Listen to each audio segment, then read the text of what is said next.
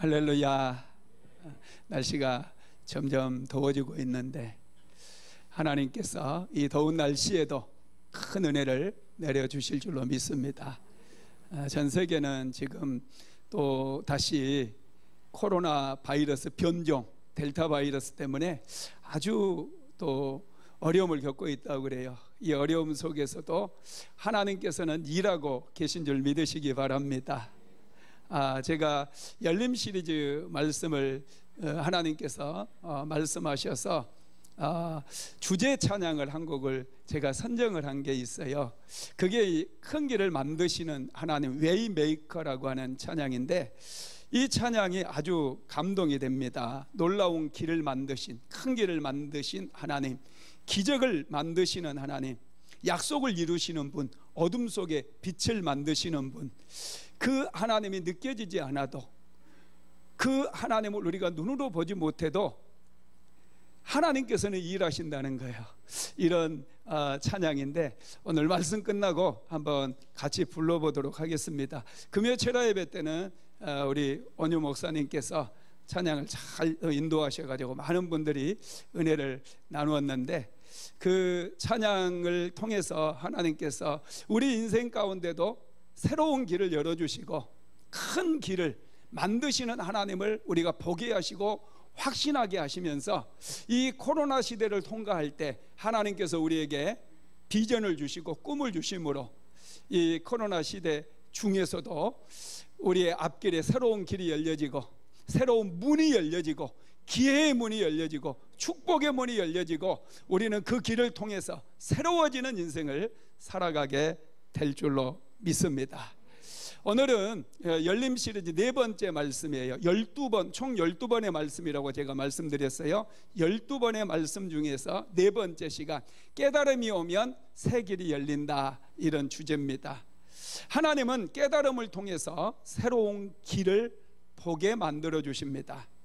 하나님의 나라는 깨달음의 나라예요. 깨달으면 깨달을수록 우리는 더 많은 것을 보게 되어지고 우리 앞길에 새로운 길이 열려지게 됩니다. 깨달음이라고 하는 것은 여러분, 있는 것을 그대로 보게 한다라는 거예요.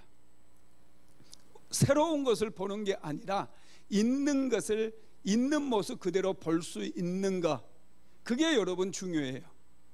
하나님께서는 산을 산으로 보기를 원하시고 바다를 바다로 보기를 원하셔요. 그런데 우리 안에는 너무나 많은 편견과 고정관념과 세상의 가치관이 들어와서 있는 모습을 있는 그대로를 보지를 못합니다. 그래서 오늘 하나님께서 우리에게 주신 말씀을 통해서 더 깊은 깨달음이 생기게 되고 새로운 길을 볼 수 있는 그런 역사가 일어나게 되기를 주님의 이름으로 축원합니다. 누가복음 15장에 보면은 탕자의 이야기가 기록이 되어 있어요. 탕자는 아버지에게 찾아가서 자신에게 물려줄 유산을 지금 물려달라고 부탁을 합니다. 아버지께서는 그 탕자의 부탁을 듣고 탕자에게 물려줄 재산을 전부 돈으로 바꿔가지고 아들에게 주었어요. 아들은 그날부로 아버지의 집을 떠나서 먼 타국으로 가게 됩니다. 그곳에서 그는 허랑방탕하게 인생을 살았어요. 그러다가 돈이 떨어지니까 친구들이 떠나버리고 그는 굶주림이 찾아오고 그는 돼지들을 기르는 농장에 보내져 가지고 돼지를 치는 그런 일을 하게 됩니다. 얼마나 궁핍했던지 돼지들이 먹는 지엽 열매, 돼지들이 먹는 그 양식을 먹으려고 해도 주는 사람이 없어서 그는 굶주렸다고 성경은 말씀하고 있어요. 누가복음 15장 14절에서 16절까지 한번 같이 보겠습니다. 다 없앤 후 그 나라에 크게 흉년이 들어 그가 비로소 궁핍한지라 가서 그 나라 백성 중 한 사람에게 붙여 사니 그가 그를 들러 보내어 돼지를 치게 하였는데 그가 돼지 먹은 지엽 열매로 배를 채우고자 하되 주는 자가 없는지라. 아멘. 탕자는 원래 부잣집 아들이었어요. 아버지가 부자였기 때문에 그는 부자였습니다. 그런데 아버지의 품을 떠났을 때 그에게 찾아온 것은 가난이었고 궁핍이었어요. 그의 신분이 낮아져 버렸어요. 탕자는 끊임없이 궁핍하게 살 수밖에 없었고 그의 신분을 다시 되돌릴 수 없었습니다. 탕자에게 여러분 중요한 게 뭘까요? 깨달음입니다. 자기 아버지가 부자라는 사실을 그는 깨달아야 돼요. 자신이 부잣집 아들이라고 하는 사실을 그는 다시 한번 깨달아야 됩니다. 탕자는 돼지들을 치는 농장에서 돼지들이 먹는 지엽 열매를 먹으면서 엄청나게 고통을 당하게 되어져요. 고생을 하는 순간 그에게 깨달음이 옵니다. 내 아버지는 부자다. 내 아버지의 집에서는 품꾼들조차도 풍족하게 산다. 이런 깨달음이 왔어요. 그래서 그는 이제 그 깨달음 때문에 새로운 길을 찾게 되는데요. 누가복음 15장 17절 먼저 한번 읽어봅니다. 이에 스스로 돌이켜 이르되 내 아버지에게는 양식이 풍족한 품꾼이 얼마나 많은가. 나는 여기서 줄여 죽는구나. 아멘. 탕자에게 깨달음이 왔어요. 고통을 받고 있는 탕자에게, 지엽 열매나 먹고 있는 탕자에게 내 아버지 집에는 품꾼들조차도 부자라고 하는 깨달음이 왔습니다. 이 깨달음이 왔을 때 그는 새로운 길을 보게 되었고 아버지 집으로 돌아가는 새로운 길이 열려지게 되었다는 거예요. 누가복음 15장 20절 읽어보겠습니다. 이에 일어나서 아버지께로 돌아가니라. 아직도 거리가 먼데 아버지가 그를 보고 측은히 여겨 달려가 목을 안고 입을 맞추니, 깨달음이 오는 순간 그는 자리를 박차고 일어났어요. 돼지 농장에서 더 이상 돼지들이나 먹는 지엽 열매를 먹지도 않아도 된다는 사실을 깨달았어요. 그는 깨달음이 왔을 때 자리를 박차고 일어나서 그의 아버지 집으로 가게 됩니다. 그의 아버지의 집에 돌아갔을 때 그의 모든 것이 바뀌었어요. 아버지는 그를 야단치는 것이 아니라 그를 안아줍니다. 측은히 여겨줍니다. 그리고 종들을 불러가지고 신발을 내오라고 하고 새 옷을 가져오라고 하고 살찐 송아지를 잡아서 잔치를 벌이자고 얘기를 합니다. 그의 모든 것들이 변화되어졌고 새로운 그런 인생을 살아갈 수가 있게 되었다라는 것이죠. 여러분, 그렇습니다. 깨달음이 있을 때 우리의 삶에는 새로운 길이 열려진다는 거예요. 다윗 왕 시대에 하나님의 성전에서 찬양을 했던 아삽이라고 하는 그런 사람이 있었습니다. 아삽은 하나님의 성전에서 악기를 연주하는 자들, 또 찬양하는 자들을 지도했던 그런 사람이에요. 그런데 이 사람이 하나님을 열심히 섬기다가 성전에서 하나님을 예배하고 하나님을 기쁘시게 하는 삶을 살다가 어느 날 세상을 보니까 세상에 하나님을 믿지 않는 사람들, 악한 일들을 저지르고 악한 일을 하면서 살아가는 그 사람들이 믿음의 사람들보다 더 잘 사는 거예요. 악인들은 건강해가지고 일찍 죽지도 않고 건강하게 살다가 죽는 거예요. 그 모습을 보았을 때 아삽이 자기의 믿음을 잃어버릴 뻔했어요. 실족할 뻔했어요. 하나님, 도대체 이게 어찌된 일입니까? 열심히 신앙생활을 하는 사람들에게는 왜 고난이 끊임없이 찾아오고 믿지도 않는 악인들은 어떻게 저렇게 세상에서 형통하게 살 수 있단 말입니까? 이렇게 하소연하기도 하고 그는 고민을 하고 또 고민을 하다가 그가 실족할 뻔했다는 거예요. 믿음에서 떠나버릴 뻔했다는 거예요. 그러다가 아삽이 하나님의 성전에 들어가서 하나님 앞에 기도를 시작해요. 기도를 하다가 한 가지 깨달음을 얻게 되어집니다. 그는 믿음의 조상들이 걸어갔던 길을 발견하게 되어져요. 믿음의 조상들이 걸어갔던 길이 평탄한 길만은 아니었어요. 그들의 삶에도 수많은 고난이 있었고 요셉은 애굽의 종으로 팔려가가지고 13년 동안이나 고통을 겪었어요. 감옥에도 들어갔어요. 다윗 역시도 사울왕에게 미움을 받아가지고 쫓겨다니면서 무려 13년 동안이나 목숨의 이 길을 겪으면서 수많은 고난을 당했어요. 모세 역시도 마찬가지예요. 미디안 광야에서 40년의 세월을 그렇게 고통 가운데 보내게 되잖아요. 이런 믿음의 조상들이 갔던 그 길을 그는 깨닫게 되었고, 악인들의 길은 그렇게 형통해 보이나 마침내는 그들의 길이 어긋나게 되어지고, 그들은 기름에 미끄러지는 것처럼 미끄러지게 되고, 그들은 결국 파멸한다는 사실을 그는 깨닫게 되었다는 거예요. 시편 78편 17절로 19절 한번 같이 읽어봅시다. 하나님의 성소에 들어갈 때에야 그들의 종말을 내가 깨달았나이다. 주께서 참으로 그들을 미끄러운 곳에 두시며 파멸에 던지시리니 그들이 어찌하여 그리 갑자기 황폐하게 되었는가. 놀랄 정도로 그들은 전멸하였나이다. 그가 하나님의 성전에 가서 기도했을 때 인생의 길을 만드시는 하나님을 발견하게 되어지고, 믿음의 조상들이 고통 가운데서도 하나님께서 여시는 그 길을 걸어갔던 것을 그는 깨달음으로 인해서 그에게도 새로운 길이 열려졌다는 사실을 믿으시기를 주님의 이름으로 축원합니다. 그래서 아삽이 고백한 말씀이 뭐냐? 시편 73편 28절 한번 읽어볼까요? 하나님께 가까이함이 내게 복이라. 내가 주 여호와를 나의 피난처로 삼아 주의 모든 행적을 전파하리이다. 하나님을 가까이 하는 것이 내게 복이라는 거예요. 오늘 하나님을 가까이 하기 위해 이 자리에 오신 여러분들이 복받은 사람임을 믿으시기 바랍니다. 하나님을 가까이 할 때 새로운 길을 만들어 주시고, 비록 눈에 보이지 않고 느껴지지 않는다 할지라도 하나님은 지금도 일하시면서 지금도 새 길을 만드신다는 것을 믿으시기를 주님의 이름으로 축복합니다. 여러분, 깨달음이라고 하는 게 뭘까요? 우리말 사전에는요, 심령이 진리에 통하다, 깨치어 환하게 알아내다, 이런 뜻입니다. 여러분, 하나님을 가까이 할 때 우리 안에 깨달음이 임하게 될 줄로 믿습니다. 깨치어서 환하게 밝히 되어질 줄로 믿습니다. 예수님은 우리에게 깨달음을 주시기 위해서 오셨어요.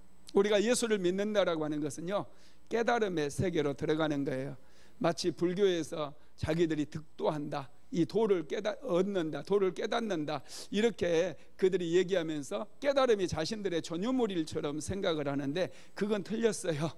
깨달음은 하나님께서 우리에게 주신 거예요. 마귀가 그것을 도용하는 거예요. 예수님께서는 이사야서 말씀을 통해서 우리에게 깨달음의 중요성을 말씀하셨는데, 마태복음 13장 14절로 15절 한번 같이 보겠습니다. 이사야의 예언이 그들에게 이루어졌으니 일렀으되 너희가 듣기는 들어도 깨닫지 못할 것이요 보기는 보아도 알지 못하리라. 이 백성들의 마음이 완악하여져서 그 귀는 듣기에 둔하고 눈은 감았으니 이는 눈으로 보고 귀로 듣고 마음으로 깨달아 돌이켜 내게 고침을 받을까 두려워함이라 하셨느니라. 아멘. 백성들이 하나님의 말씀을 들어도 깨닫지 못한다는 거예요. 왜요? 마음에 완악함이 가득 차 있어서, 마음에 탐욕이 가득 차 있어서, 욕심이 가득 차 있어서 아무리 하나님의 말씀을 들어도 깨닫지 못한다라는 거예요. 제가 청년 시절에 하나님의 부르심을 받았을 때 하나님께서 저에게 주셨던 말씀도 바로 이런 말씀이었어요. 제가 여름에 여의도 순복음교회에서 하는 청장년 금식성에 갔었는데, 그때 하나님께서 이 집회마다 어떤 여자분 옆에 이렇게 앉게 하시더라고요. 제가 이쪽에 앉으면 그분이 어느새 여기 와 있어요. 제일 앞자리에 제가 앉았어요. 또 이쪽에 앉으면 그분이 이쪽에 앉아 있어요. 가운데 쪽 앉으면 가운데 또 앉아 있는 거예요. 도대체 이게 이 여자가 왜 나를 따라다녀? 이 여자가 뭐 문제 있는 거 아니야? 이렇게 생각을 하고 그 여자 피해 다녔어요. 근데 어느새 옆자리에 앉아 있어요. 신기하죠? 거의 집회가 이제 끝날 때쯤에 그 여자분이 저한테 형제님 그러면서 드릴 말씀이 있는데요 그러는 거예요. 오, 드디어 이 여자가 고백을 하려나? 드릴 말씀이 있는데요 그래요. 그래서 제가 뭐 싫었거든요. 나 시간 없는데요 그랬더니 꼭 하나님께서 당신에게 주시는 메시지가 있다는 거예요. 그래서 제가 이제 그 그러면 한번 얘기해 보시라고 이제 그 근처 가가지고 그분이 하시는 말씀 드렸는데, 그분이 광주에 있는 천성교회라고 사모님이셔요. 교회 사모님, 아주 훌륭하신 사모님이더라고요. 나중에 봤더니, 나중에 이제 제가 한번 그 교회도 찾아간 적이 있어요. 그 사모님이 그러는 거예요. 하나님께서 이상하게, 형제님, 나도 그냥 보면은 내가 딱 앉았는데 형제님이 계시더라. 그런데 하나님께서 당신에게 주는 말씀이 있다.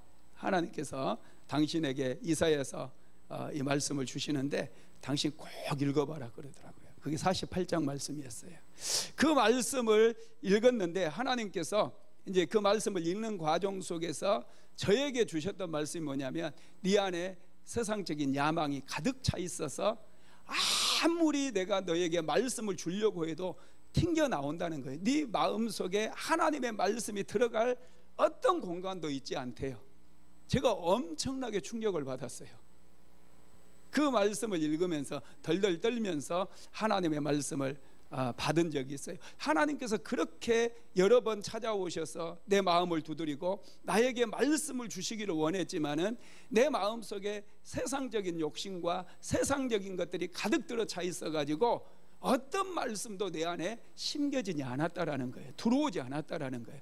큰 충격을 제가 받았습니다. 그리고 그날 밤에 하나님 앞에 정말로 간절히 회개하고 또 회개하고 밤이 새도록 하나님께 기도하다가 살아계신 하나님을 만나는 그런 놀라운 축복을 받게 되었어요. 그때부터 하나님의 말씀이 심겨지기 시작하고 내 안에서 하나님의 말씀이 막 운동력 있게 되었던가 저는 경험을 했습니다. 여러분, 그렇습니다. 우리 마음이 완악해요. 우리의 마음에 하나님의 말씀이 들어갈 자리가 없어요. 그러다 보니까 이 말씀이 심겨지지 못하고 우리 안에 깨달음이 없었다는 거예요. 이 깨달음이 없기 때문에 그렇게 많은 설교를 듣고 그렇게 많은 예배에 참석을 했음에도 불구하고 여전히 우리의 삶의 발전이 없고 믿음이 성장하지 아니하고 믿음의 열매가 없다라는 거예요. 그래서 하나님께서 뭐라고 말씀하시느냐? 시편 49편 20절 한번 읽어봅시다.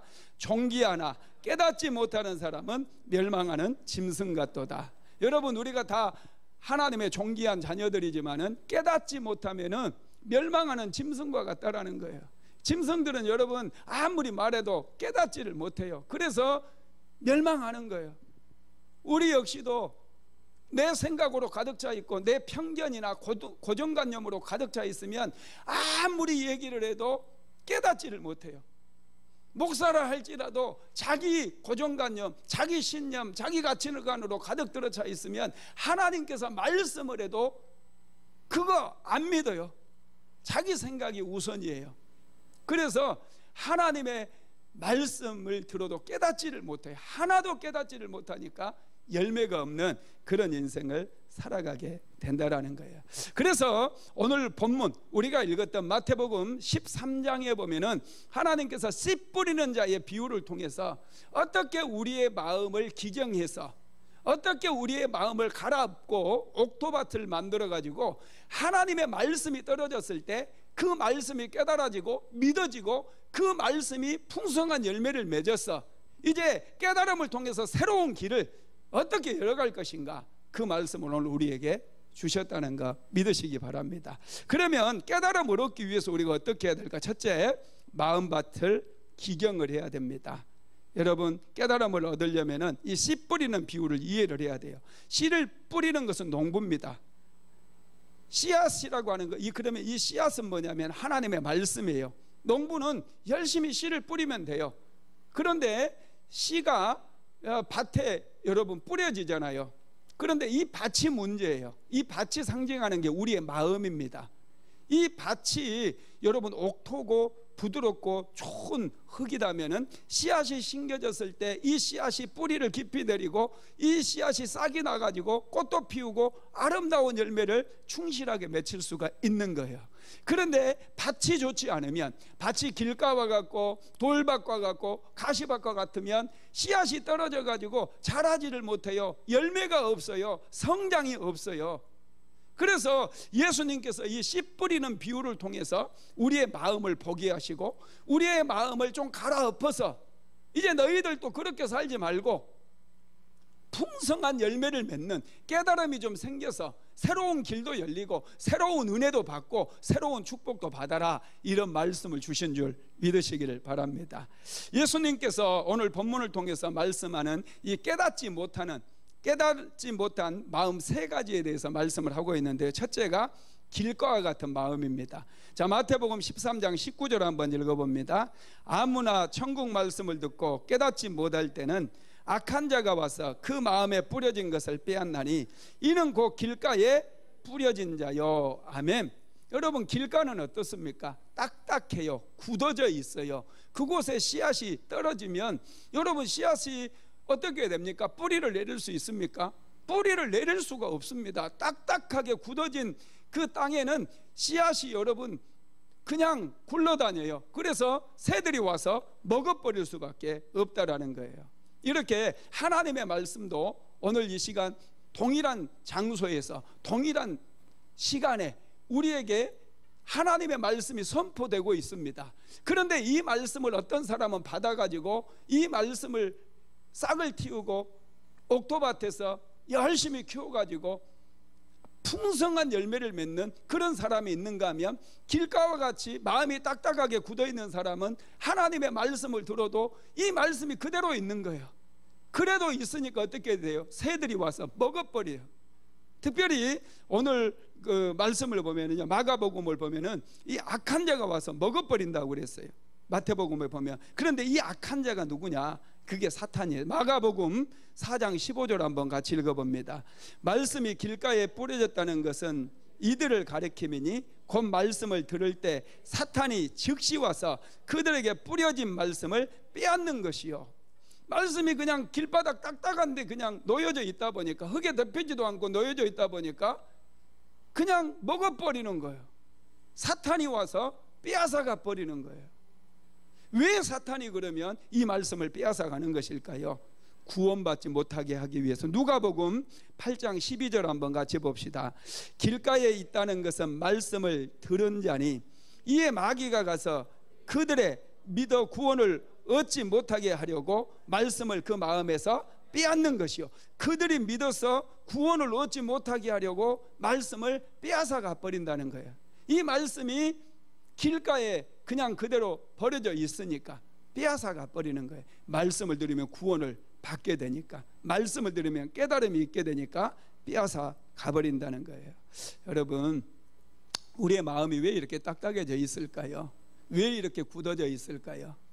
이 세상적인 편견이라든지 이 고정관념 때문에 그래요. 우리가 인생을 살다 보면 경험이라는 게 생기잖아요. 경험이 생기다 보니까 그 경험이 이 편견을 만들어버리고 그 경험이 고정관념 같은 것을 만들어버려요. 그러다 보니까 아이 그래도 안 돼, 교회 그렇게 열심히 하지 마, 나도 교회 생활 다 해봤어, 열심히 해도 복 못 받아, 대충 해, 신앙생활 대충 해, 11조 왜 해, 왜 그렇게 죽을 똥 살 똥 모르고 봉사해.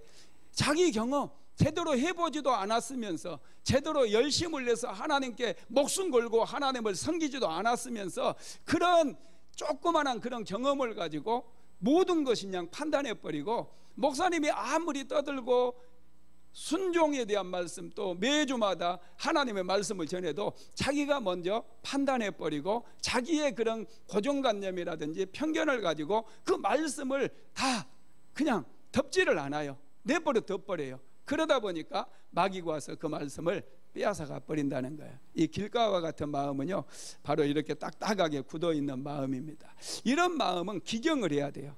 갈아엎어야 돼요. 이런 마음을 갈아엎기 위해서 필요한 게 회개입니다.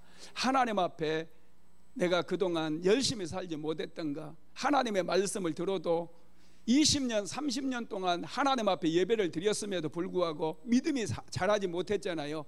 믿음이 성장하지 못했어. 지금도 의심해. 지금도 천국이 있는가? 지금도 하나님이 살아계신가? 조금만 어려움이 찾아오면은 그냥 믿음을 포기하고 싶은 그런 마음들, 하나님 앞에 회개해야 돼요.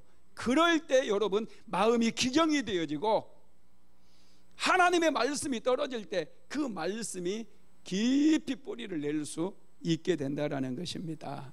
두 번째 마음은요, 돌밭과 같은 마음이에요. 깨닫지 못하는 마음, 두 번째 마음은 돌밭과 같은 마음입니다.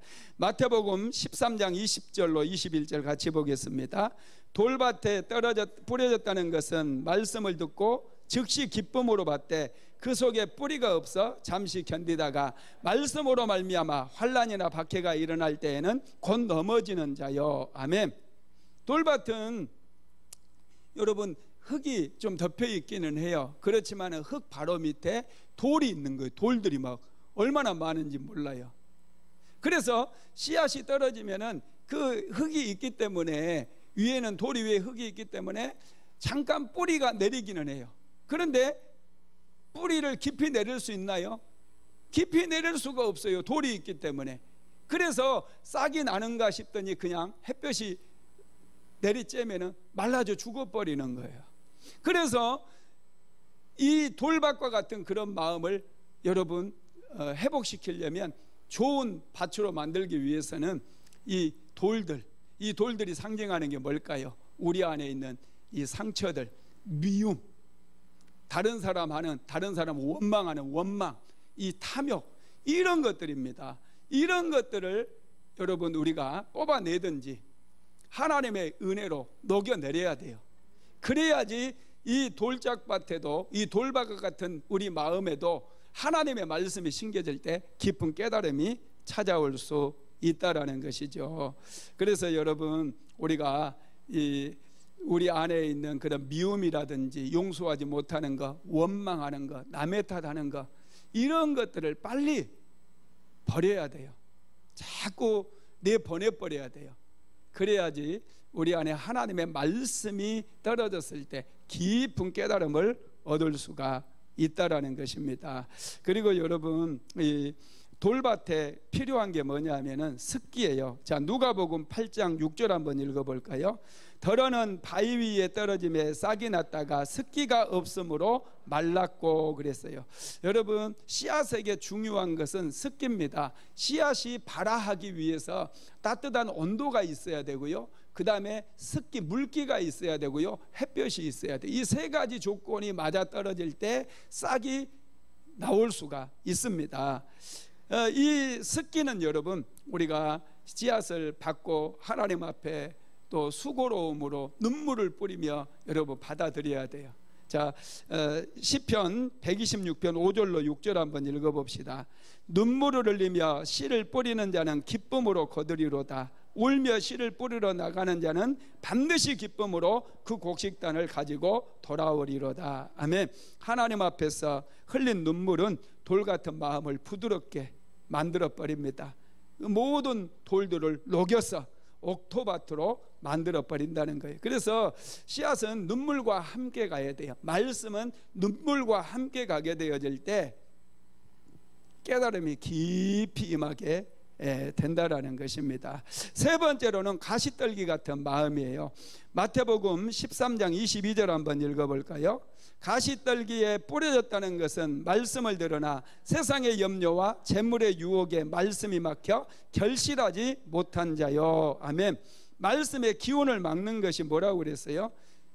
세상의 염려, 그 다음에 재물의 유혹, 이런 것들이 말씀을 막아버린다는 거예요. 세상의 염려, 세상 것 때문에 염려하고 또 물질 때문에 그런 유혹을 받아가지고 어디에 투자해야 돈을 벌까, 주식을 사야 되나, 비트코인을 사야 되나, 이런 생각들로 가득 차 있는 사람들은 아무리 열심히 예배에 나오고 하나님의 말씀을 듣는다 할지라도 그 말씀이 단 한 개도 마음속에 심어지지 않는다는 거예요. 여러분 이런 것들을 우리가 빨리 버려야 돼요. 하나님께 집중하게 되어질 때 인생이 풀리는 것이지 어디 투자 잘해가지고 인생이 풀려지는 게 아니라는 거예요. 하나님께 은혜 받고 하나님께 축복 받아야, 내가 축복을 받을 때 내가 가는 곳마다 복이 따라오게 되어져요. 여러분 복을 쫓아가는 사람이 되지 마시고요, 복을 쫓아가면 복이 더 멀리 가버려요. 그런데 복이 나를 따라오는 사람이 돼야 돼요. 내가 복을 받게 되어지면 복이 나를 따라와요. 들어가도 복을 받아요. 나가도 복을 받아요. 떡반죽 그릇이 복을 받아요. 할렐루야. 이런 은혜를 누리게 되기를 주님의 이름으로 축원합니다. 깨달음을 얻기 위해서 두 번째로 좋은 마음의 밭을 준비해야 돼요. 예수님께서는 좋은 마음을 좋은 땅에 비유하셨는데 마태복음 13장 23절 한번 같이 읽어볼까요? 좋은 땅에 뿌려졌다는 것은 말씀을 듣고 깨닫는 자니 결실하여 어떤 것은 100배, 어떤 것은 60배, 어떤 것은 30배가 되느니라. 하나님의 말씀을 듣고 깨달으면 최소한 30배의 은혜를 누리게 되고 30배의 축복을 받는다는 거예요. 30배, 60배, 100배의 축복을 누린다는 거예요. 여러분, 여러분들의 마음은 전부 옥토박 같잖아요. 그러면 30배는 어디 있습니까? 그동안 받은 30배의 축복은 어디 있느냐는 거예요. 우리는 착각하고 있어요. 나는 길가는 아니고, 나는 돌짝밭도 아니고, 나는 가시밭도 아니다, 나는 옥토다, 이렇게 생각하는데, 여러분 결과를 한번 생각해 보세요. 지금까지 열심히 신앙생활에 왔는데 그동안 내가 30배는 받고 있는가, 60배의 열매를 맺고 있는가, 100배의 열매를 맺고 있는가, 다시 한번 생각해 보면은 내 마음이 옥토가 아니구나를 깨닫게 된다는 거예요. 이걸 깨달으라는 거예요. 많은 분들이 자기 마음은 옥토라고 생각해요. 자기 마음은 부드럽고 따뜻하다고 생각해요. 그러다 보니까 끊임없이 하나님의 말씀을 들어도 열매가 없는 거예요. 내 마음이 가시밭이었구나. 미움이 있잖아요. 다른 사람을 미워하고, 다른 사람을 시기하고, 질투하고, 이런 게 있잖아요. 이게 가시밭이에요. 내 마음에 응어리가 있잖아요. 응어리가 용서하지 못하는 것들, 이게 돌밭이에요. 이런 것들이 길가와 같이 딱딱하게 굳어져 가지고 누군가가 얘기해도 됐어, 자기밖에 몰라, 자기 중심적으로 살아, 이게 길가와 같은 그런 마음이잖아요. 이런 자기 자신의 모습을 보고 이제는 기경을 해야 돼요. 묵은 땅을 기경하고 이제는 좋은 밭을 예비하게 되어질 때, 좋은 마음을 예비하게 되어질 때 30배, 60배, 100배의 열매를 맺을 수 있다라는 것입니다. 그러면 여러분, 어떻게 좋은 마음을 가꿀 수 있느냐, 이게 중요해요. 어떻게 좋은 마음을 가꿀 수 있습니까? 하나님의 은혜가 있어야 돼요. 은혜가, 하나님의 은혜가 임해야 돼요. 딱딱하게 굳은 마음, 돌짝밭이 가득, 돌들이 가득 들어있는 그런 마음, 미움과 시기와 질투와 가득해서 가시같이 남을 찌르고, 남편을 찌르고, 아내를 찌르고, 자녀들을 찌르고, 옆에 있는 모든 사람을 찔러댔던 그런 사람들이 하나님의 은혜를 받으면 가시가 제거되어지고, 은혜가 임하면 돌들이 녹아내리고, 길가와 같이 딱딱했던 그런 마음들이 이제 기경되어져 가지고 옥토밭으로 바뀌게 된다라는 거예요. 하나님의 은혜를 사모하시기를 주님의 이름으로 축원합니다. 아삽은 이것을 깨달은 거예요. 그래서 하나님의 성전에 들어가서 하나님 앞에 기도할 때 하나님의 은혜가 임해가지고 깨달음을 얻습니다. 시편 73편 16절로 17절 다시 읽어보겠습니다. 내가 어쩌면 이를 알까 하여 생각한즉 그것이 내게 심한 고통이 되었더니 하나님의 성소에 들어갈 때에야 그들의 종말을 내가 깨달았나이다. 아멘. 하나님의 성소에 들어가서 하나님 앞에 은혜를 구하고 하나님 앞에 기도했더니 하나님께서 아삽에게 은혜를 주실 때 깨달음이 왔다라는 거예요. 저와 여러분도 마찬가지예요. 은혜는 어디에서 받아요? 교회에서 받는 거예요. 세상에 어디에도 하나님의 은혜를 받을 곳이 없어요. 많은 분들이 교회를 비난하고 교회를 욕해요. 이건 성도들의 책임이며 주의 종들의 책임 맞습니다. 그럼에도 불구하고 서울대학교 간다고 은혜가 임하는 게 아니에요. 하버드 대학을 간다고 은혜가 있는 것이 아니에요. 국회의사당을 가도 은혜가 임하지 않아요. 은혜는 오직 하나님께서 하나님의 성소에 나아갈 때 우리에게 주시는 거예요.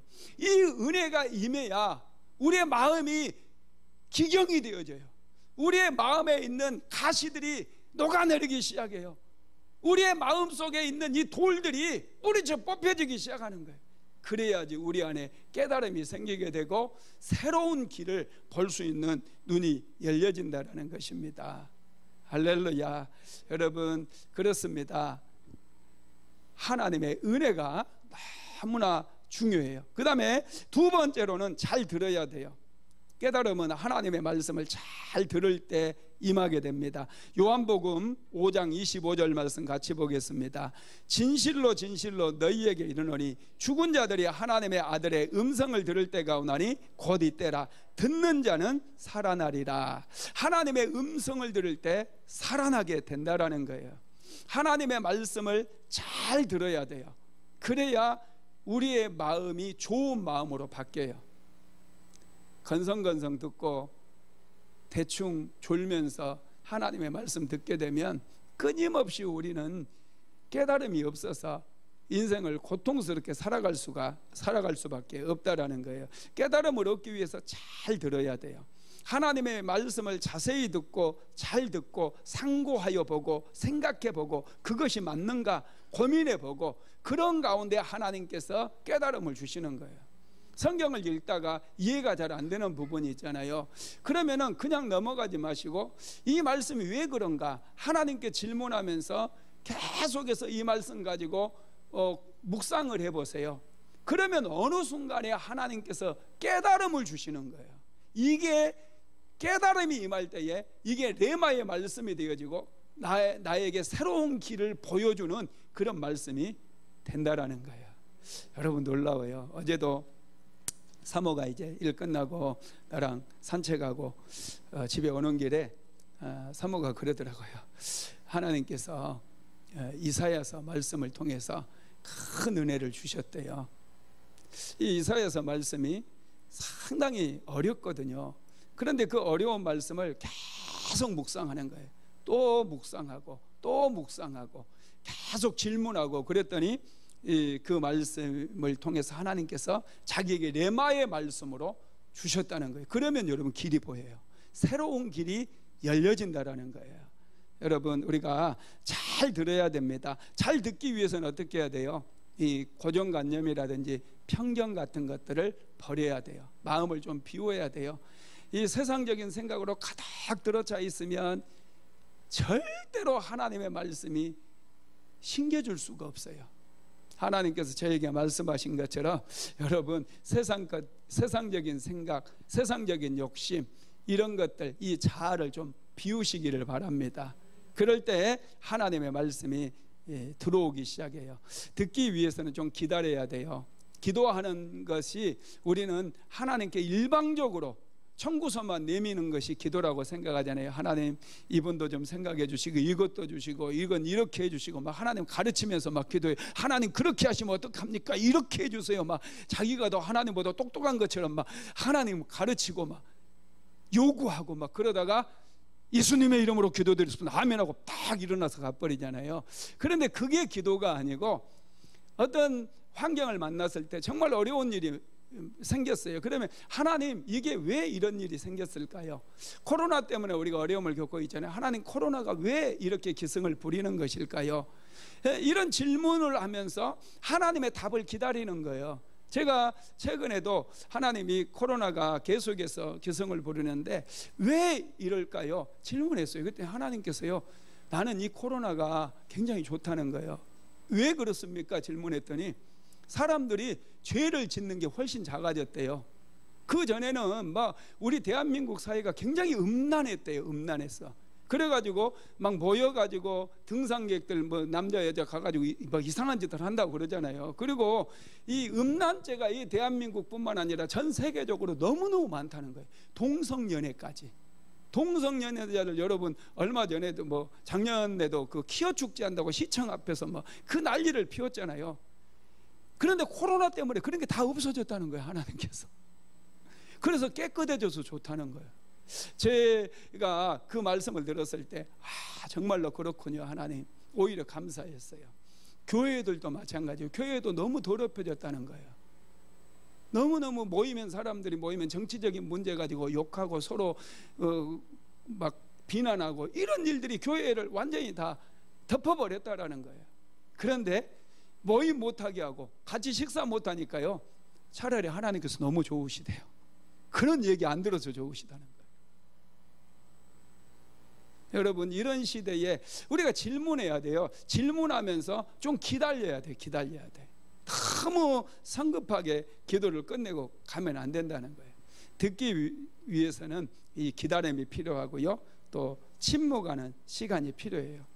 자꾸 하나님 앞에서 침묵하면서 하나님의 뜻을 구하는 그런 삶을 살아가게 되어질 때 우리의 마음이 좋은 마음으로 이렇게 만들어져 가지고 하나님의 말씀이 떨어졌을 때 그 말씀이 우리의 삶을 변화시키고 우리의 삶의 새로운 길을 열게 되는 것이죠. 세 번째로는 말씀을 듣고 순종해야 돼요.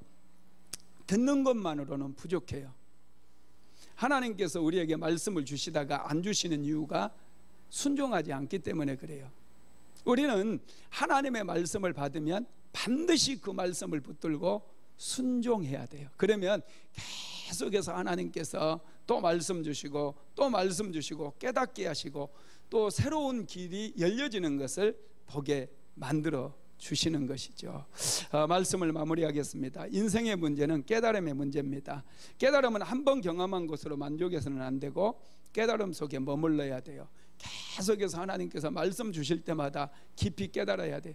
깨닫게 되면요, 굉장히 감동이 있어요. 목사님 말씀을 통해서 깨달음이 오면은 막 그게 은혜예요. 은혜 받았다고 그러잖아요. 아, 깨달았다라는 거예요. 할렐루야.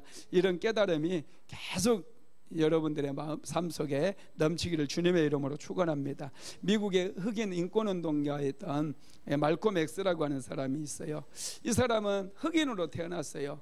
자기는 왜 흑인으로 태어났는가? 그것 때문에 굉장히 마음의 상처를 입었고 고민이 많았습니다. 하루는 어렸을 때 이분이 자기의 까만 피부를 좀 하얗게 만들기 위해서 하루 종일 얼굴에 비누를, 세탁 비누를 막 발라대면서 자기 얼굴을 치면서 막 그렇게 비난하고 그렇게 얼굴을 막 씻어냈어요. 그런데 까만 피부가 하얗게 바뀝니까? 안 되는 거예요. 그러다가 어느 날 그런 고민 가운데서 어느 날 하나님의 감동을 받아가지고 하나님이 창조한 모든 것은 다 아름답다라고 하는 그런 깨달음을 얻게 되었어요.